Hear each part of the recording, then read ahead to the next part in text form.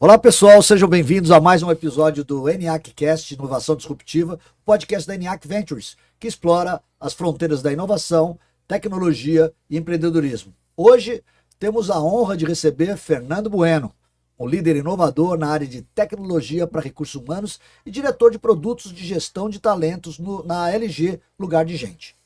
Com uma formação sólida em tecnologia da informação e mais de 20 anos de experiência, Fernando começou sua carreira aos 14 anos no McDonald's. Em 2015, fundou a Único RH, uma empresa que revolucionou o RH digital no Brasil. Após o sucesso da plataforma de admissão digital, a Único RH foi adquirida pela LG Lugar de Gente em 2022, onde Fernando continua a inovar e liderar no setor de recursos humanos. Vamos explorar a trajetória desse visionário que tem transformado a forma como as empresas lidam com o capital humano. Fernando, bem-vindo. Maravilha, obrigado aí pelo convite, Almada. Obrigado aí a todos vocês que estão acompanhando. E vamos falar um pouco sobre empreendedorismo, inovação, que eu puder contribuir aí vai ser ótimo. Te confesso, a gente já estava aqui nos bastidores falando que eu estou muito esperançoso, muito animado, muito ansioso por ouvir a sua história.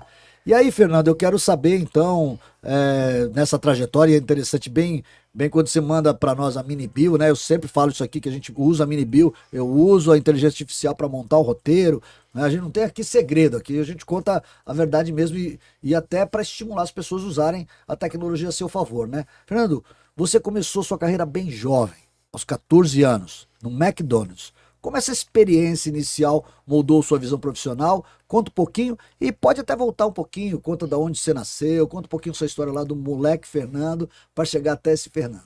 Maravilha. Eu sou de Guarulhos da Gema, né? Eu nasci em Guarulhos mesmo, né? E nasci e cresci na periferia de Guarulhos, num bairro chamado Parque Continental 2. E era aquele menino que, cara, cresceu jogando bola na rua, empinando pipa, bolinha de gude, assim, estudando em escola do estado. Então, sempre escola pública. Escola pública, eu fui estudar em escola particular quando eu comecei a trabalhar. Depois que eu comecei a trabalhar, exatamente. Certinho. Então, assim, nossa juventude sempre foi muito saudável, né? Há 40 anos atrás, basicamente. E a gente, assim, não tinha muita aspiração, eu não tinha muita aspiração de ser empresário, porque na minha família nunca teve ninguém que foi empresário, né? Nem os meus pais, nem meus tios. Então era algo que pra mim era distante.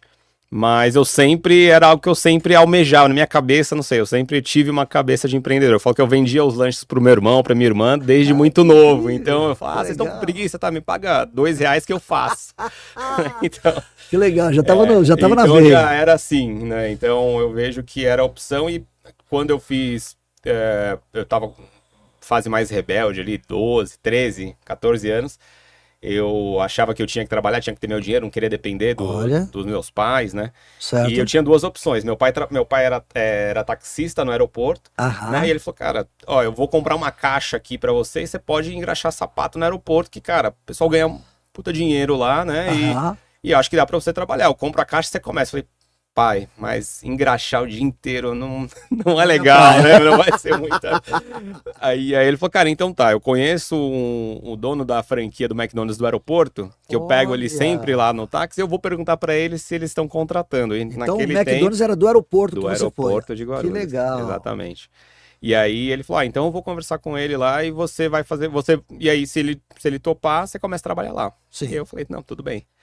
Aí meu pai me levou lá, sentei na mesa, eu, meu pai e o dono da franquia. Olha que legal. É engraçado. E aí meu pai falou, não, é que ele quer trabalhar e eu lembro, nunca vou esquecer, né? Chamava Senhor Elias, que era o dono. Você lembra o nome dele? Lembro. Será que tá vivo ainda? Não sei. Se tiver, depois ele vai te ouvir. E aí? E aí ele pegou e falou, cara, mas seu filho não fala? E aí eu falei, não, eu falo. Não, eu quero trabalhar, tô afim. E aí, dali você era um moleque pra frente. Eu sempre conversei bem, sempre era aquele moleque mais espoleta que falava com todo mundo, conversava com todo mundo.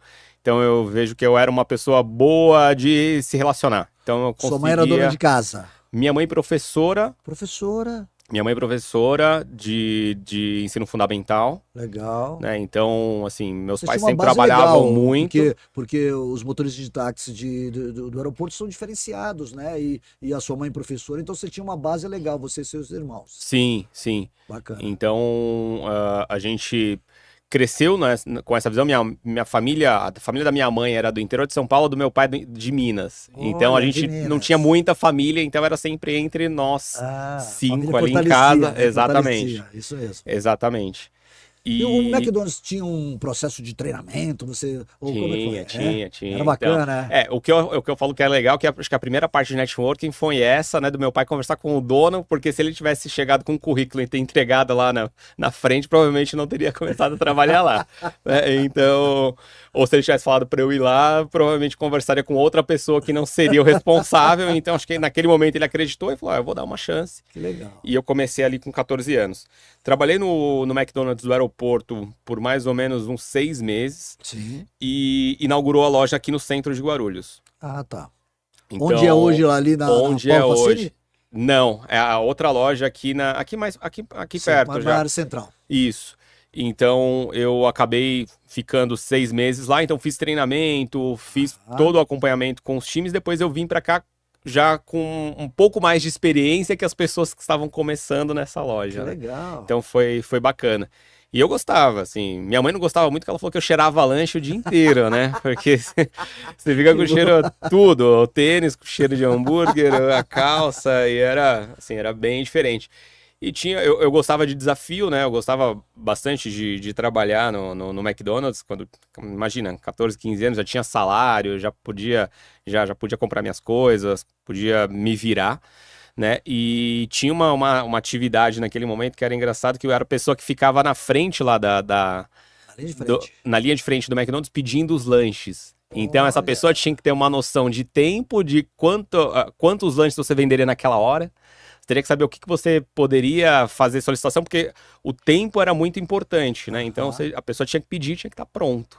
E não podia passar de 5 minutos lá dentro da estufa, que senão o lanche vencia, tinha que jogar fora. Então você tinha um cálculo super Olha que importante coisa. para fazer. E eu gostava, porque era a posição de mais destaque ali dentro. Que legal. Ô, Fernando, eu acho que teve aquele filme Fome de Poder, né? Que fala da história do Sim, McDonald's. sim. Ele mostra como o processo, né? Os irmãos McDonald's que acabaram se perdendo o negócio no passar do tempo, mas que eles pensaram muito em processo. E você está falando aí E do segue, processo, né? exatamente. E entendo que é muito importante que segue o processo até hoje, assim. O que eu vejo, eu trabalhei em outras lojas, até as lojas do mesmo franqueador ali, ele tinha outras lojas aqui em Guarulhos e eu, eventualmente, trabalhava em outras, mas o processo era exatamente igual. E é exatamente igual no Brasil inteiro e é exatamente igual no mundo inteiro.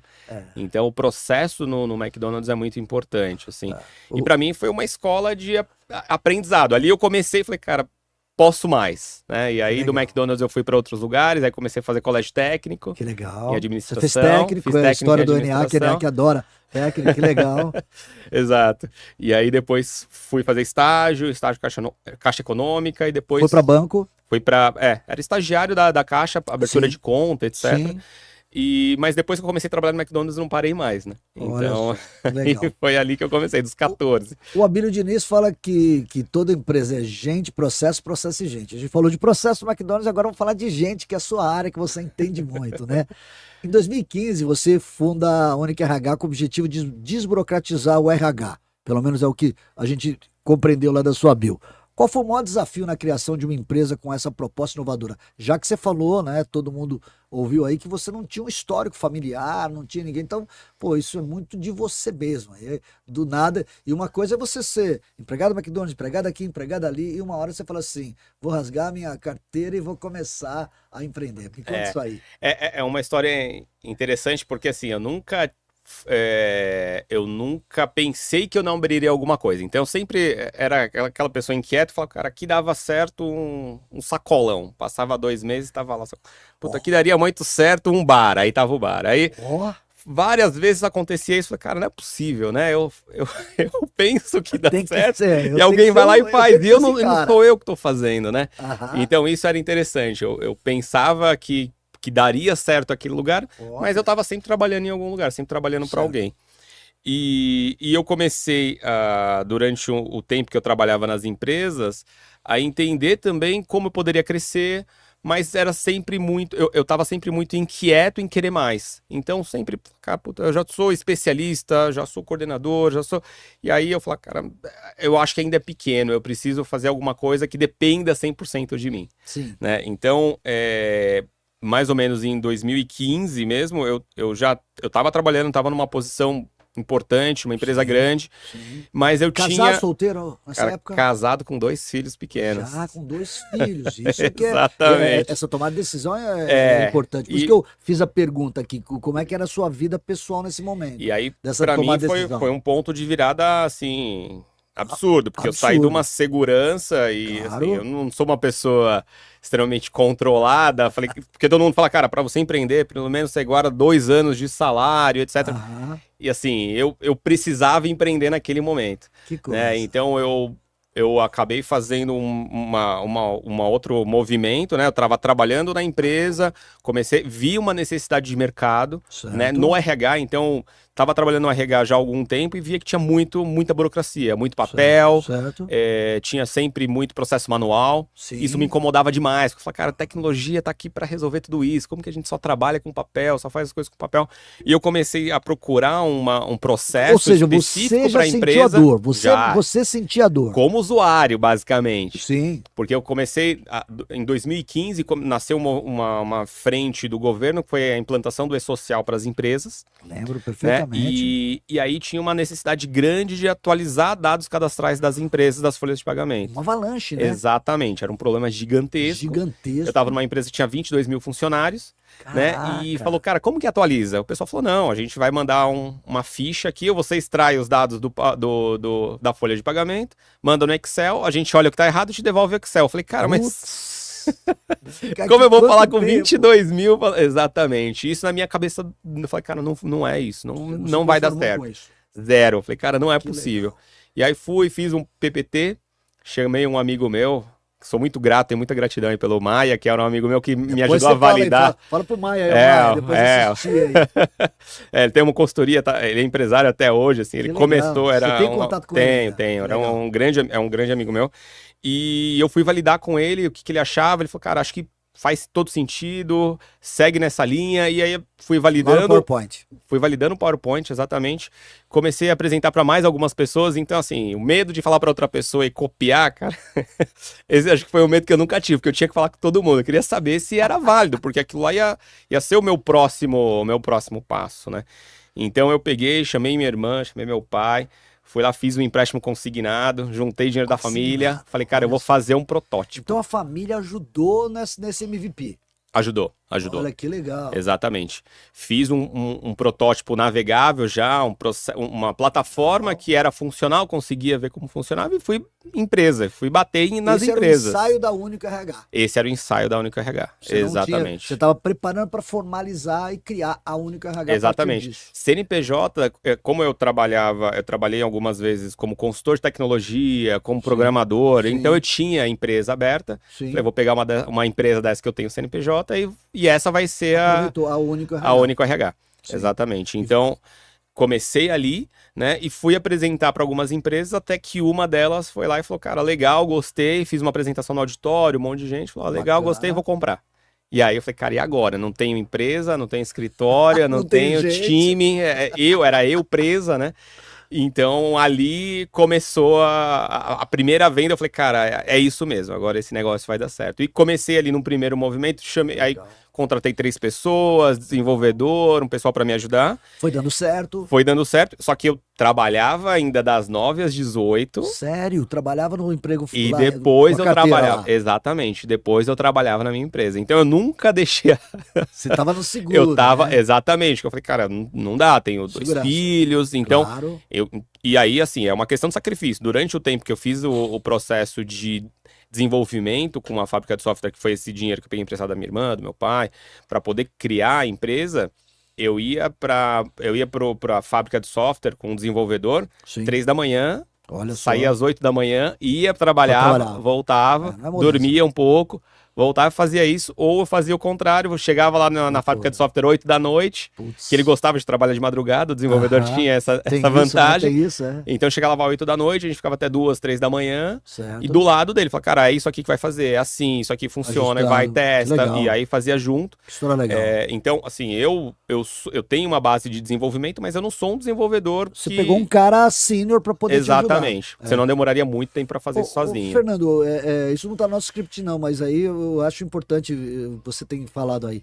Família, então, é uma coisa super importante. Eu não tô falando só da sua família, seus pais, mas até sua esposa e filhos cara, também, né? minha esposa... Porque você imagina essa sua filhos, ausência, exatamente, né? Tudo. Exatamente. Então foi assim. uma coisa que todo mundo tá envolvido com o negócio. É uma coisa, é uma decisão familiar, né? Exatamente. Acho que sem o apoio da minha esposa, dos meus filhos, eu não conseguiria ter chegado nesse patamar que a gente chegou com a empresa. Porque, assim, eu abdiquei de muita coisa. Então, cara, se tinha previdência, saiu a previdência. Se tinha alguma coisa, cara, era tudo para pagar o negócio. Então, falei, cara, é isso aqui. E como eu falo, eu não indico ninguém, porque realmente é uma questão muito mais complexa, mas, assim, era o meu all-in. Eu falei, cara, vai tudo aqui porque esse negócio vai dar certo. Exatamente. Então, quando eu fechei o primeiro contrato, ainda não tinha saído, mas quando eu fui fechar o segundo contrato, e aí eu tive que trabalhar, tinha que fazer implantação, então eu ajudava na implantação depois do horário, né, à noite, e aí eu trabalhei durante o dia, à noite fui no cliente para fazer a implantação, virei à noite, fui trabalhar no outro dia, e aí eu falei, cara, meus filhos vão ficar sem pai aqui, né, não dá certo, não vou sobreviver a isso. Falei, então eu vou pedir demissão. E aí foi a hora que você pediu. Foi a hora que eu pedi. Essa empresa que você trabalhava, você não conseguiu fazer o POC nela, não? Por exemplo. Não consegui. A gente tinha feito... Seria natural você tentar o POC na empresa que você trabalhava. E a gente tinha feito uma mudança grande, atualização de sistema, de processo. Impactava todo mundo, né? Exatamente. Mas não Só foi. que, então, eu estava numa empresa de 22 mil, a minha primeira venda foi para uma empresa de 45 mil funcionários. Caramba. Então, a primeira venda já foi um negócio gigantesco, assim. Exatamente. E aí eu falei, cara, eu vou sair dessa outra empresa e vou tocar só o meu negócio. Eu cheguei pro meu gestor, falei, fico mais 2 semanas, mas tô tocando um negócio. Cara, mas o momento do país, acho que não dá. Falei, cara, mas eu preciso fazer agora, porque senão vai passar, esse cavalo selado vai passar na minha frente, eu não vou subir. Eu vi hoje uma coisa super legal que você está falando, é a diferença entre... Eu estava ouvindo um founder comentando, né? Quanto vale uma ideia? E a resposta dele, né? Uma ideia não vale nada, só vale a execução. Então, isso para mim é muito claro. Claro. Muito claro. Não, uma ideia vale R$0, pessoal. Zero. Se eu puder dar um recado, uma ideia vale R$0. O que vale é a execução. Execução. E exatamente, a distância entre você contar ou falar, validar sua ideia com outras pessoas, com medo que alguém copie, né? Na verdade, na minha cabeça é muita imaturidade, porque a execução que você já desenhou na tua cabeça, a execução que você vai dar para aquela ideia é aquilo que tem valor. Fernando, né? eu e a Juliana aqui na Venture, aqui nós estamos aqui com o pessoal de retaguarda, tá ali a Duda também, que é a nossa estagiária também, é aluna aqui do colégio, ENIAC, faz também técnica de administração, como você fez, né? Mas nós temos uma máxima aqui. Se eu tô na fase ainda de hunting, captando uma startup, e o startupeiro fala para mim, eu quero que você assine um NDA, eu já falo, the next, o próximo. Porque se esse cara tá tão inseguro ao ponto, eu gostei muito da sua fala e eu vou usar muito para pros meus futuros startupeiros, os founders, mostrar essa sua fala aí. Vai ser o corte, viu, Duda? Esse corte aqui é bem legal pra gente falar isso que o Fernando comentou, porque se você se sente tão inseguro de apresentar o seu PPT, como você falou, apresentei para muita gente sem medo de que alguém copiasse, porque era um momento de que era muito frágil. Quando você começa a executar, aí não, aí você está fazendo code, a sua plataforma foi em code. Foi, totalmente. Era cloud, 100% nuvem, nunca tive, eu falo pro pessoal, cara, nunca tive um servidor na minha vida. Eu nunca tive uma licença. Você já começou com cloud, já comecei com cloud, já comecei com serviço, 100%. Então, sem fazer... Porque isso também não limitava o meu investimento. Porque se eu tivesse que comprar um servidor, era algo que eu teria que... E eu não tinha mais de onde colocar. Então, você não investiu em hardware, você investiu exatamente. Era em software. Então, tinha que gerar serviço. Explica para mim, você fala sobre a plataforma de admissão digital da Único RH. Ela rapidamente se destacou no mercado. Ela vem nessa sequência, né? O que você acredita que contribuiu para esse sucesso dela? Então, o primeiro passo foi a plataforma para fazer a atualização cadastral Sim, do e-social. Então, essa foi uma primeira versão do Sim, produto, né? sim. E Você já ali tinha Alimente? eu já tinha, da Ou ela, admissão ou ela digital já nasceu? tinha, já tinha. Já Na verdade, tinha. eu já tinha a ideia da admissão digital, mas não existia no Brasil. Eu tinha visto algumas empresas na Certo, Austrália, umas empresas nos Estados Unidos, então comecei a olhar muito para fora. Falei, cara, certo. como eles resolvem esse problema fora daqui? Bench, né? Benchmark. Exatamente. Então comecei a olhar muito para fora e ainda tenho essas dúvidas, cara, como os caras resolvem na Índia, na China, né? Então eu fui para alguns lugares também para entender Que outras legal. coisas. Mas quando eu fiz essa plataforma de saneamento, era para gerar na verdade, para gerar caixa e para eu poder criar uma outra ferramenta. Então, Legal. quando eu fiz, a gente acabou atualizando dados de acho que foram mais de 300 empresas, 1 milhão de funcionários. Você Então a tinha gente muitos dados, né? fez muita coisa. Já tinha LGPD. Não tinha LGPD ainda, a gente tá fez saneamento tranquilo. cadastral de muita gente e depois a gente foi lá e fez só uma pivotagem desse produto, porque esse produto de saneamento ele era temporal, eu tinha um projeto de 3 meses ou de 6 meses. Então a gente validou dados de muitas empresas, muitas Aham. multinacionais. Não tinha recorrência. Não tinha recorrência, eu tinha projetos de 3 ou Entendi. 6 meses. Aham. Então eu falei, cara, eu preciso ter recorrência, meu negócio precisa ser SaaS, né? E aí a SaaS. gente começou a virar essa plataforma de saneamento para plataforma de admissão digital. E era muito parecida, porque eu falei, eu tô arrumando tem o que nascer problema ela. dentro da folha, eu preciso arrumar o problema antes dele entrar. Que legal. Então, esse era o mote, né? Então, primeiro eu já tava arrumando quem tava dentro, eu falei, cara, eu preciso antecipar, arrumar Uhum. antes. Então, E comecei... com a visão que você tinha tido lá de fora, falou, deixa eu trazer isso pra cá. Exatamente. Legal. E aí, mais um ponto, assim, que é interessante, né? Como o negócio estava dando certo, a gente criou um produto, eu falei, cara, eu vou criar um monte de produto, vou fazer produto pra tudo quanto é coisa no RH que eu entendia que tinha necessidade. Você começou a Falei, ver cara, não, oportunidade. tem problema no sindical, tem problema na gestão dos treinamentos para fazer lista de presença, tem problema. E eu comecei a ver um monte de coisa. Falei, cara, tudo isso que é manual a gente vai transformar em digital. Que E loucura. eu lembro que no Conar até de 2019, acho que 18, 19 que eu fui no Aham. Conar, eu tinha feito um folder grande e tinha acho que 10 produtos dentro desse Isso folder. você como assim. startup lá Startups, se apresentando no Conar. exatamente. Um stand pequenininho, startup, peguei os funcionários, levei eles Esse no stand foi Conar. o Sebrae que te bancou ou não? Não, esse aí Com a foi grana da própria 100% empresa. empresa. Olha que Exatamente. risco, hein? E Conar não é barato. Não é barato. O stand era pequeno, não era. Hoje tem uma área de startup que são stands menores, né? Mas naquele tempo não tinha, era Não um tinha. stand um pouco Você foi pra maior. uma Então, pequena empresa. era um stand acho que de mais ou menos 20 metros, Ó. né? Então já era um custo elevado e fiz um monte de material. E eu lembro que assim, a gente entregou, ajudou a gente a posicionar, a vender mais o produto de saneamento. Mas eu lembro que eu cheguei no Cubo, logo tinha inaugurado, e tinha uma pessoa que era o responsável pelo Cubo, que era o Flávio Pripa, não Eu esqueço. conheço muito ele. E, Ele é top. e eu ele é cheguei top. pra ele com um folder assim, ele olhou pra mim e falou, cara, que disso tudo aqui, ó, ele nem olhou, que disso tudo aqui, ó, você acredita? Ele Qual que fala é o assim, melhor produto que tem aqui? Ele é Porque eu top. não vou olhar um por um. Falei, cara, o melhor é esse. Ele falou, então, cara, foca nesse. Esquece o resto. Que legal. Ele pegou, chamou uma outra pessoa Eu falo isso de muito, venture, uma outra pessoa que acho que era do Headpoint, e aí pegou, chamou, eu tava no café do Cubo, então eu ia legal. muito pra entender, ver o que o pessoal tava Você pegou o fazendo. inicinho do Cubo. Início do Você Cubo, sabe que bem no início. o Cubo nasceu dentro do Itaú como Cubinho. E aí depois foi ele que tirou, né, lá de tirou dentro. e transformou num negócio, inclusive com uma resistência grande do Itaú, porque o Itaú falou assim, poxa, mas então você está querendo fazer uma coisa que Bradesco, Santander e tal, falou, e tem que ser assim. E ele convenceu e conseguiu. Tá aí o Cubo graças a ele. A Exatamente. história é muito legal. E aí eu peguei e falei, cara, você tem razão. Preciso Olha, ter focar. foco no Que produto. legal, Exatamente. que E aí a gente coisa. foi num primeiro cliente que resolveu pagar esse primeiro desenvolvimento. Falou, cara, eu tenho um problema aqui enorme para contratar gente. Contrato 400 pessoas por mês e é tudo no papel. Foi ali. E aí foi ali que ele falou, não, eu ajudo, a gente vai Que fazer. legal, ele Então investiu nisso. e era basicamente uma plataforma que a gente já tinha, que era o de saneamento cadastral do e-social, virando para a plataforma. Então, o que a gente estava fazendo era criar um login e legal. senha. Era muito parecida a Que plataforma, né? legal. Então, a gente só mudou a visão e conseguiu usar muito parecida a plataforma que a gente já tinha.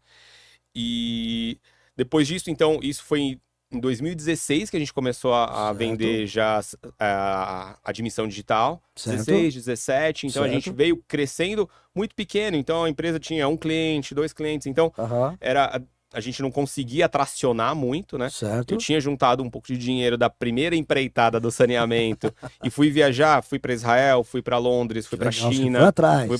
fui para Portugal, fui para muitos lugares que eu queria entender o sistema de inovação. E né? você está falando de lugares tipo Israel, que é uma referência, né? Exatamente. E aí eu queria entender como que aquelas pessoas faziam aquilo lá. Muito legal. E aí quando eu voltei, a gente já estava um pouco melhor estruturado, tinha conseguido um sócio para ajudar a investir no negócio, Legal.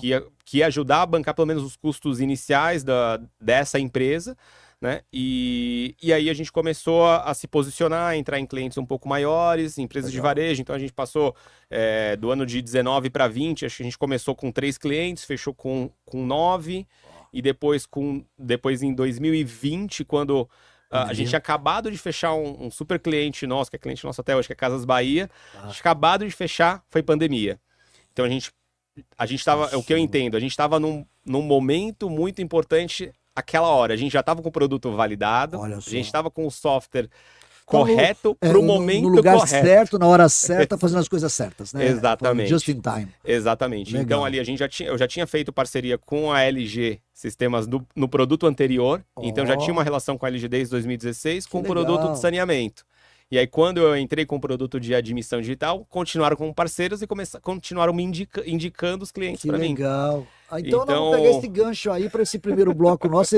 A gente vai chegar então no dia de hoje. Então você falou lá do seu standzinho de 20 metros quadrados, do Conar, e agora, né, você falou que teve a semana passada lá no Conar, já 2 ruas já com LG, então me conta essa história agora, quero você, em 2022, então, a Único RH foi adquirida pela LG, Exatamente. pelo Lugar de Gente. Como essa aquisição impactou a sua carreira, porque a gente está falando de você ainda, e a visão da empresa sobre o futuro do RH digital? Fala um pouquinho sobre esse momento de 2022 e eu quero depois que você me aproveite já emendando, né? Fala na atual função, que você sempre me fala, né? Você tinha um produto e hoje você dirige vários produtos, né? Sim. Conta tudo sobre isso, sobre LG, fala para o nosso público, o público não conhece quem que é a Lugar de Gente, você dá essa dimensão de tudo isso para nós. Certo. Então, acho que nesse corte entre pandemia, ainda a Único RH estava no início, né? A gente tinha poucos clientes, e na pandemia a gente cresceu mais ou menos 400% em um ano. Então, foi um negócio absurdo. A gente saiu, eu lembro que a gente saiu da pandemia com 9 funcionários, e a hora que a gente retornou ao escritório tinha 40. Que coisa. Então, assim, foi um crescimento muito grande, com clientes que eram da mesma faixa de atuação da LG Lugar de Gente. A LG é a maior empresa de RH, né, de software de RH do Brasil, a maior HR Tech que tem no Brasil, né, e atende empresas de grande porte, na sua maioria, e então tinha uma sinergia muito grande. Sim. Então a LG, por um processo ali estratégico, entendeu que fazia sentido sua adquirir. sorte, eles não tinham o seu produto, Não né? tinham o produto, exatamente. Você caiu como uma luva para eles. Exato. Tanto que eles te indicavam para vários clientes deles. Exatamente. Então, eu acho que chegou num modelo onde ou a LG desenvolvia um produto novo ou ela trazia um produto para dentro com uma aquisição, né? E aí foi feita essa aquisição. Foi um M&A, então. Foi um M&A e no final de 2022. Legal. Né, eles fizeram a aquisição do controle e eu segui ali na LG ainda com eles em 2023. E agora, até 24, em março de 24, eles fizeram a aquisição do restante e aí absorveram a marca para dentro da LG. Então, o Único RH agora não existe, é um produto dentro da própria LG. Super né? claro. Fernando, eu tenho certeza que muita gente que vai estar assistindo a gente, o nosso podcast é muito focado em investidores, em founders de startup, e muitos têm esse medo, né? Então, eu acho que é muito legal dar esse seu testemunho da experiência de viver um M&A. Porque você era dono do seu negócio, daqui a pouco você se torna um gerentão, né? Um diretor de produtos, né? Conta um pouquinho se é doloroso isso, se é fácil de administrar, sobre essa experiência de M&A. Eu acho que muita gente vai se interessar em ouvir isso. Eu acho que a gente nunca está preparado para um M&A, porque um é sempre diferente do outro, né? São culturas diferentes. Exatamente. E na minha cabeça, eu sempre tive isso muito claro, que a empresa nasceu a minha empresa nasceu para ser vendida. Então ela nasceu, eu já não tinha essa pretensão de ser a única empresa ou Não tinha apego. Não tinha apego. Era algo que eu gostava, era algo que eu sempre tenho muito prazer em fazer o que eu faço, mas eu entendia que era algo temporário, a empresa precisava crescer, precisava ser maior do que ela era, e uma forma dela ser maior seria através de uma aquisição estratégica. Legal. Né? Então eu tinha essa visão, e foi o que aconteceu. Então culminou para ir nesse caminho. E assim, então, emocionalmente você já estava mais preparado. Emocionalmente, sim. Eu acho que assim, o pré-M&A já é um processo interessante, porque você precisa entender que para você a empresa tem um valor, mas para quem está do lado de fora é outro valor, né? Então, acho que tem toda uma preparação. Acho que a gente, sim, acho que até por mérito mais até dos meus sócios que tinham um controle financeiro, um controle operacional mais forte, ajudou a gente nisso. Então a gente sempre foi assim, a gente não teve investidor, a gente nunca teve investimento, né? Então a gente sempre foi uma empresa geradora de caixa. Então, o quando dinheiro do cliente é o melhor cliente, né? A gente fala, o dinheiro do cliente é o melhor cliente, é o melhor dinheiro. Né? Então, quando chegou para a gente conversar com outros fundos, outras empresas, nós éramos uma das únicas startups, assim, pequenas, né, mas que geravam caixa. Olha porque era pra gente, a gente precisava gerar caixa, senão a gente não sobrevivia. A gente sabia que tinha que investir o caixa para poder continuar crescendo. Certíssimo. Então a gente nunca teve eu falo, a gente nunca teve o prazer de queimar caixa. A gente nunca conseguiu fazer isso. A gente sempre foi uma empresa geradora de caixa, nunca fez cash burn. Exatamente. E quando a gente fez esse processo, né, de M&A, eu entendia que eu poderia ficar junto com a LG Lugar de Gente para conseguir aumentar ainda mais a quantidade de clientes, melhorar a estrutura que a gente tinha, porque se a gente tinha uma estrutura menor, mais simples, com pouco recurso, uma empresa menor, e a gente conseguiu ter um certo sucesso, falei, cara, com uma empresa maior, a LG tem quase 1.000 funcionários, tem mais de 2.000 clientes, empresa que processa, exatamente, processa quase 8 milhões de funcionários na folha de pagamento. Então é uma empresa bem robusta, né? E eu entendia que ali eu também poderia ajudar e fazer com que o que era pequeno antes era só um produto, né? Passasse a ser um apanhado maior. Então hoje eu olho todos os módulos de gestão de talentos, né? Que recrutamento e seleção, admissão digital, gestão de desempenho, ferramenta de learning. Essa série de outros produtos que você hoje toma conta como exatamente, diretor de produtos. Diretor de produtos. Então, hoje eu faço isso justamente com essa visão que eu tinha de atender, a princípio, clientes com um único produto, né? Mas trazendo essa visão um pouco mais de startup ou de inovação para dentro de uma companhia maior. Que legal. Você trouxe essa visão para eles. Ô, Fernando, uma curiosidade minha. E se isso não tivesse dado certo? Por exemplo, eles tivessem comprado e falado, Fernando, obrigado, segue sua vida. Você já pensou sobre isso? Já. Acho que a grande questão é assim, o aprendizado que eu tirei desse processo. Sim. Né? Então, eu entendo que assim, essa situação é importante para a gente aprender com ela. Né? Então, eu entendo que não deve ser a minha única ou primeira e única empresa. Né? Acredito que eu vai empreender ainda em outras frentes. É isso que eu queria ouvir. Você, então, se você hoje não estivesse na LG, provavelmente você estaria começando um novo negócio. Começaria um novo negócio, entraria num negócio que já está andando, então tentaria ajudar de outras formas, né? Eu falo que eu faço algumas coisas pensando assim, cara, não me ajudaram lá atrás, mas eu posso ajudar agora. Que legal. Não me falaram isso, mas eu posso fazer isso pelas pessoas agora. Então, acho que assim, foi um período para mim que eu costumo falar que o meu modelo de empreender foi aquele que você fala que você pula do abismo com paraquedas na mochila, só que ele tá desmontado, né? Então você tem que montar ele enquanto você cai. Tá caindo. Exatamente, porque senão você vai borrachar no chão. Então, acho que assim, eu fiz isso justamente, meus filhos pequenos, minha esposa, e a gente falou, cara, na minha cabeça eu sempre pensava, cara, não tem outra possibilidade disso não dar certo. Tem que dar certo. A única opção que eu tenho é fazer isso dar certo. Que legal. Vamos então para o segundo bloco, a gente falar então um pouco mais de tecnologia, né? Então, muito legal a sua história, a sua jornada. Eu tenho certeza que o pessoal está agora curioso para ver isso onde bem a sua praia, essa questão de tecnologia. Como você vê a evolução da tecnologia aplicada à gestão de recursos humanos, já que você falou muito sobre isso, você fala desse porte que é a gestão de gente, né? Os seus concorrentes que não se limitam ao RH e mexem com outras coisas. Então, como é que você vê a evolução da tecnologia aplicada à gestão de recursos humanos nesses últimos anos e quais são as principais tendências que você enxerga para o futuro do RH digital?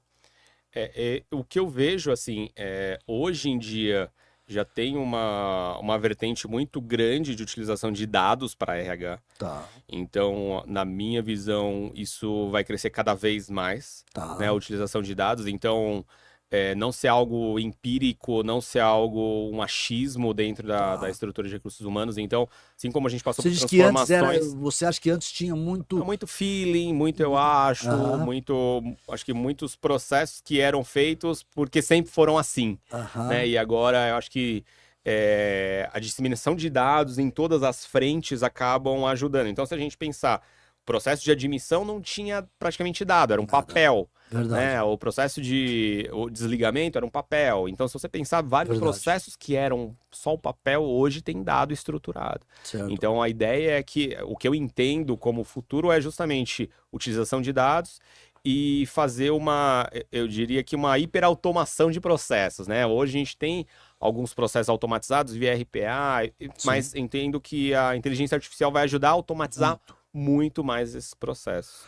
Fernando, você acha então que, por exemplo, se eu tiver todo esse controle, é como se fosse um Big Brother dentro do RH, eu posso então antecipar a possibilidade de alguém estar tendo um burnout, esse tipo de coisa, eu vou chegar com a tecnologia a esse ponto de me antecipar e conseguir monitorar e ajudar o meu time, os colaboradores de uma maneira geral? Hoje já Porque, tem, porque a saúde saúde mental é, mental é a grande dor exatamente, a partir da pandemia, né? Eu acho que exatamente, essa é uma exatamente. área que você deve estar trabalhando muito. Exato. Então, hoje já tem tecnologias que usam dados para poder prever, então Legal, consegue processar uma quantidade muito grande de informação para poder legal. entender através de pesquisa de clima, Sim. através de conteúdo Que de era lento, né? Uma ponto. pesquisa de clima levava 6 meses. Hoje ela Exato, é quickly, né? exato. Instantânea. Exatamente. Pesquisa de pulso. Ó, hoje, como você está hoje? Você manda lá e, Aham, cara, aí você vai capturando todos esses dados, sim, processando para poder gerar as predições. Então, hoje já certo. tem predição para desligamento, predição Olha, para burnout, sim, para afastamento. Então, você consegue prever uma série de coisas usando dados dentro do RH. Né? A certo. grande questão, acho que, e aí um pouco do que a IA ajuda também, é você conseguir integrar todos esses dados, porque muitas vezes são várias fontes de dados.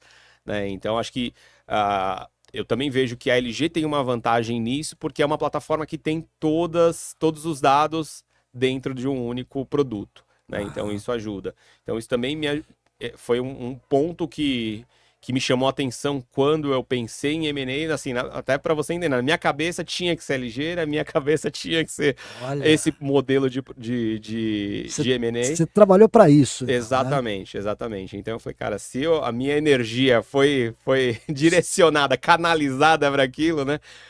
Assim que eu tiver canalizando energia para mais uma frente, essa frente vai acontecer também. Ou seja, Então, você pode dizer que uma coisa que você internalizou foi lá aquela conversa no cubo, quando a gente falou foca. Você foi foco. muito focado, né? Isso Exatamente, chegou. Pegando nessa exatamente. linha que você falou, então, a gente está falando aqui de burnout, daqui, quem tá, mas eu acho que uma coisa muito forte que você fala é a questão da admissão. Porque se você contratar certo, você diminui as dores durante esse processo, né, da jornada desses seus colaboradores. Até para manter talentos, que são os outros produtos que você trabalha. Como a Exato. digitalização dos processos de admissão tem impactado a experiência dos colaboradores e a eficiência das empresas? Então, estou falando agora exatamente da admissão É, digital. acho que assim, eu fiquei bastante tempo imerso nessa frente de admissão, né, entendendo o que era vantagem, o que era interessante. E eu vejo que tem vários benefícios que a gente não enxergava. Então, desde o colaborador não ter dinheiro, por exemplo, para ir na empresa, levar uma cópia da carteira de trabalho, do RG, e ter que se deslocar para lá, e hoje ele não faz isso, porque ele faz isso pelo celular, É verdade. né? Ele tira a foto dos documentos pelo celular, ele faz opção de benefícios pelo celular, então isso ajudou muito. Eu lembro que assim, eu fui entrevistar muitos colaboradores que eu queria entender. Eu falei, cara, mas o que você mais gostou? O que que foi legal para você? Então eu lembro que, sim, até tinha uma pessoa que trabalhava comigo, que a gente falou, cara, essa pessoa tem, acho que era 67 anos e fez uma admissão digital em 35 minutos. Falou, cara, como? Né? Vamos entender, vamos ligar. Falei, não, é que eu recebi aqui, eu chamei minha neta, ela sentou aqui do meu lado e a gente fez o processo todo aqui do meu celular. E era coisa que a gente não pensava, né? Você fala, cara, o benefício é muito grande para o colaborador. Ele se sente mais confortável, ele faz isso de forma mais rápida. A gente foi numa empresa onde tinha um dia certo de fazer as admissões e tinha uma fila na frente da empresa. Olha. Se eu não me engano, era toda terça e quinta, eles faziam as admissões e ficava uma fila enorme, tinha uma padaria na frente. Né? E a gente foi tomar café, eu e um ex-sócio meu, a gente foi tomar café com o logo da empresa, que era o Único RH, na padaria. O cara falou, cara, vocês que são da empresa que acabaram com a fila aqui que tinha aqui na frente, cara, o cara ficou bravo, porque ele falou, cara, a vida inteira a gente teve essa fila aqui, que era uma empresa que tinha 14 mil funcionários. Na padaria. Exatamente, então falou, cara, vocês acabaram com a fila aqui, a gente não tinha nem pensado nesse outro ponto, né? Porque, cara, pra gente era impensável, você ter uma fila de pessoas, e eles começavam as admissões tipo 8 horas da manhã, então desde as 6 tinha gente na fila. Que coisa! E aí, coisa incrível. Então, a transformação é muito grande, né? E as pessoas se sentem... Mas hoje elas têm mais interação com o telefone, com rede social, então é algo confortável. Lá atrás, quando a gente começou, a gente ia convencer muito as empresas que o funcionário dela ia acessar uma plataforma digital para fazer admissão. Então era um poder de convencimento não só do funcionário, mas da gestão. Entendi. Porque a gestão não acreditava que o colaborador faria. Então, falou, cara, eu contrato aqui um pedreiro, eu contrato aqui uma pessoa muito mais operacional, um auxiliar de limpeza, um encanador. Cara, aqui é para tudo. Né? A mesma plataforma que contrata o pedreiro, o encanador, contrata o diretor, o CEO, é a mesma plataforma. Nessa linha, então, Fernando, quais são as principais barreiras que as empresas enfrentam para adotar tecnologias inovadoras no RH? Então, eu esses dias recebi uma visita aqui que alguém falava com saudosismo do CONAR, que era assim, ou seja, existe ainda aquela turma no RH, né, e que tem o seu valor, lógico, porque eles eram do tempo do Fini, que a tecnologia não ajudava, e hoje você tem toda uma IA para poder te ajudar, né? Então, isso. Mas qual que é, então, a barreira, as principais barreiras que essas empresas... a gente fala muito de transformação digital, e na verdade é a transformação digital no RH. O que dificulta? Por que eles já não fazem isso rapidamente? Então, acho que cada vez mais o RH vem sendo uma área estratégica, né? Uma área que senta junto com o board, que toma as decisões estratégicas. Mas muitas vezes o RH ainda é visto como uma área de pagadoria ou uma área de despesa. Né? Então, o que eu vejo como um dos principais pontos para a falta de adoção... departamento pessoal, que se falava naquela época nossa, né? Exatamente. Departamento pessoal e recursos humanos. E muitas vezes, assim, o RH não está tão preparado quanto outras áreas, eventualmente, para falar, cara, qual que é o ROI dessa operação? Qual que é o ROI dessa contratação desse sistema, ou dessa digitalização do processo. Dá para calcular isso, né? Você vai Exatamente. Falar isso, né? Então, acho que a complexidade hoje, para a entrada, para a adoção de mais tecnologias, acho que é ter essa mentalidade de qual é o retorno sobre isso, se é só um retorno financeiro, se é um outro tipo de retorno, se é um retorno com... eu vou fazer isso aqui, os funcionários vão ficar mais tempo, eu vou gastar menos com o processo de rescisão, vou gastar menos com o processo operacional. Então, tentar tangibilizar melhor, acho que é um ponto que hoje a gente não consegue... O RH não consegue trazer mais tecnologia, porque acho que por conta desse ponto, né?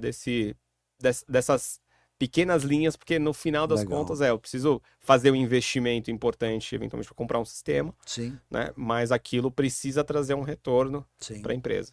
Legal. Ô, Fernando, eu vejo o Salibão e o Magaldi do Gestor da Manhã, eles falam muito, tem um número cabalístico de cada 2 empresas, uma não consegue se inovar.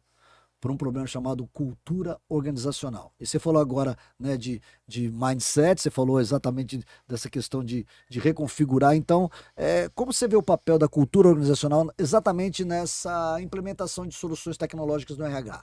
A questão de cultura. Eu entendo que assim, as empresas estão se reinventando justamente na questão cultural por conta das novas gerações que estão entrando no mercado de trabalho. É verdade. Né? Então a gente hoje não consegue imprimir a mesma cultura que a gente tinha no passado, Verdade. eventualmente com processos mais lentos ou eventualmente com decisões top-down. Então, eventualmente você precisa trabalhar melhor a cultura, fazer com que essa geração também faça parte dos processos, porque senão elas vão embora. Então é um modelo diferente. Hoje eu entendo que assim, as empresas, grande parte delas estão se reinventando, É verdade. né, no modelo cultural por conta da geração que está entrando no mercado de trabalho. É o sentimento de pertencimento, propósito muito mais forte, né? Porque hoje eu percebo a geração Z, né? Eu tenho filhos também e tudo, e a gente vê que eles hoje não estão muito preocupados. A questão financeira até é uma consequência. Eles estão muito mais preocupados com o propósito, se aquela Qualidade de vida. qualidade de vida, a questão do hoje é mandatório se pensar no home office ou part-time de forma híbrida, porque não tem, eles já não dá para falar assim, não é tem só que ser plano de presencial. saúde, é plano pet. Não é plano pet. Então, realmente é uma Exatamente. revolução. Você falou uma coisa muito legal que eu não tinha pensado, que as empresas estão sendo obrigadas a se repensar, né, e mudar a questão cultural. Muito legal. Nesse ponto, então, nós estamos falando muito de tecnologia, na sua visão, e você tem uma experiência profunda na questão de RH, quais são as inovações mais promissoras que você está explorando atualmente para que seja, lógico, IA a gente vai falar, mas entra um pouquinho mais profundamente nisso, o que está mudando em tecnologia? Você falou lá atrás que você já começou com o cloud, né? Então, Exato. fala um pouquinho sobre, eu imagino, nós falamos de LGPD aqui muito en passant, mas a questão de dados sensíveis, tudo. Comenta para nós, na sua visão, quais são as inovações mais promissoras. Eu entendo que essa parte de segurança da informação e fraude, acesso à informação é um dos tópicos principais que hoje a gente tem em todas as empresas de tecnologia, então o cuidado que você tem com os dados. Então, hoje, assim, quando eu estava numa empresa menor, isso era algo muito difícil, porque era um processo caro, né? A gente fazia um investimento, mas é diferente hoje do modelo que a gente está dentro da LG, que é uma empresa extremamente segura, tem uma série de certificações, que atende empresas de grande porte, né? Então, segurança da informação, eu diria que... Cibersegurança vamos dizer, o pessoal que está te vendo aí, assistindo, ouvindo, se eu sou um dev, se eu for para a área de cibersegurança, eu vou ter uma vida longa hoje, uma carreira longa nessa área. Eu acredito que sim. Eu acredito que sim. É uma boa aposta. Que é uma boa aposta. E vejo que IA generativa, processo de aprendizado. Sim. Então eu entendo que assim, cada vez o dado basicamente vai ser a gente fala, o dado é uma commodity, né?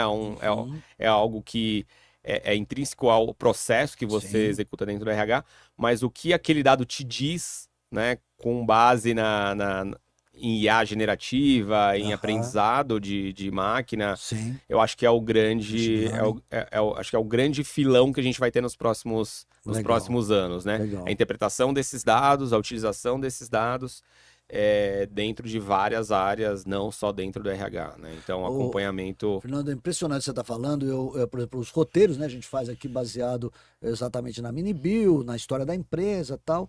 E é impressionante que aí eu vou usando a mesma ferramenta, no caso eu uso o ChatGPT 4.0, e aí é impressionante como ele vai aprendendo. O meu primeiro roteiro, que foi a Juliana Tavares, que é a nossa agente de inovação, que foi o primeiro, como ele evoluiu, como o seu roteiro, por exemplo, ficou muito mais robusto, muito mais forte, ou seja, a máquina vai realmente, aquilo que a gente vai falar, ela vai aprendendo, ela vai entendendo como é que é o nosso podcast, o tempo que o timing disso, e cada vez vai ficando melhor. Eu falo, o seu roteiro já é muito melhor do que o da Juliana. É incrível isso, né? Exatamente. Acho que essa é a grande diferença que a gente tem agora, né? Acho que o processo é muito mais rápido, né? O aprendizado de máquina é algo impressionante, como as coisas acontecem rápido hoje, e a informação está aí para todo mundo. né, como a informação é disseminada de forma muito mais fácil, tanto para o bem quanto para o mal, mas hoje é verdade. tudo é muito mais rápido, né? É verdade. Fernando, as startups têm um problemaço, você participa às vezes de os nossos Investor Day, você ajuda a gente com o seu smart, né? A gente fala do smart money, mais importante que o seu dinheiro é a experiência que você traz para nós e você já deve ter visto essa preocupação. Uma das grandes dificuldades da startup, e eu acho que é uma área que você domina bem hoje, é a questão de gestão de talentos. Como é que você retém esses talentos, como é que você faz ele ficar feliz, como é que você mantém, né? Eu tenho aí um talento como a Duda hoje, que é estagiária, como é que eu preparo? Então, como é que a tecnologia pode me ajudar nessa gestão de talentos, na retenção de talentos, e que acho que é a grande dor do mundo corporativo, né? A gestão de talentos. O que eu acredito, o que eu aprendi aí com esse mercado é que assim, a gente precisa sempre procurar trazer a pessoa que tem a mesma cultura, o mesmo fit que você tem dentro da empresa. Então, Legal. se o drive da empresa é cliente, ou o drive da empresa é vendas, é atendimento, você precisa tentar trazer alguém que tenha o fit mais próximo com o que você tem na empresa. Lá vai de novo você lá para admissão. Na verdade, esse é ainda um processo de recrutamento. Lá no recrutamento. Porque a admissão é o processo depois que você escolhe. Então, primeiro verdade. você recruta, faz um Recrutamento, filtro. selação, Exato. depois admissão. Então, hoje tem também Você várias volta lá no ferramentas de recrutamento, IA então eu tenho que usar a IA para poder entender. para pincelar aquela pessoa que realmente tem um fit com aquilo que eu estou buscando. Legal. Então, não adianta eu pegar uma pessoa, se eu estou num processo de crescimento, uma startup que, cara, eu preciso trabalhar muito mais horas por dia, eu preciso estar muito mais comprometido, não dá para pegar um funcionário que, cara, o cara preza por acordar às 10 e dormir à meia-noite e, assim, fazer várias atividades durante o dia, porque, cara, você precisa do cara ali o tempo inteiro com você correndo, né? Então, acho que precisa sempre estar muito bem alinhado o que você espera daquela pessoa, daquela posição, daquele talento, né? E o que ele realmente pode te entregar. Então, acho que esse é um ponto muito importante para você poder casar as duas coisas. Não adianta, assim, você contrata um estagiário, alguém que tem um super fit com você. Se você não falar para ele que a sua expectativa é que ele vire um analista, ou que ele vire um especialista, cara, daqui a pouco ele vai arrumar outro estágio que ele falou, cara, eu não tive visão de futuro aqui. Legal. Legal. E é interessante esse ponto que você coloca, né, Fernando? Porque eu acho que essa visão de futuro é o que às vezes faz a retenção, porque ele vê perspectiva, pô, aqui eu vou ter uma oportunidade de crescer nessa linha que eu entrei, que eu fui bem selecionado, bem recrutado, bem selecionado e depois admitido. Bacana. Bom, para a gente terminar esse nosso segundo bloco de tecnologia, eu vou fazer a pergunta que eu faço para todos. A Duda sempre pede, faz essa pergunta que depois eu faço esse corte, que a gente vai fazer uma montagem legal. Você, para nossa alegria, e a gente tem um respeito muito grande por cada sócio investidor, né, optou por se tornar um investidor da ENIAC Ventures. Por que você se tornou um investidor da ENIAC Ventures? Na minha visão, é um pouco que a gente fala que é um give back, né? Então, é você devolver para empreendedores, para o ecossistema, o que você acredita que você pode contribuir. Então, como você falou, nem só o dinheiro, mas até o conhecimento, as dores, várias coisas que você passou, né? No meu caso, eu entendo que eu passei por vários processos e isso me ajudou.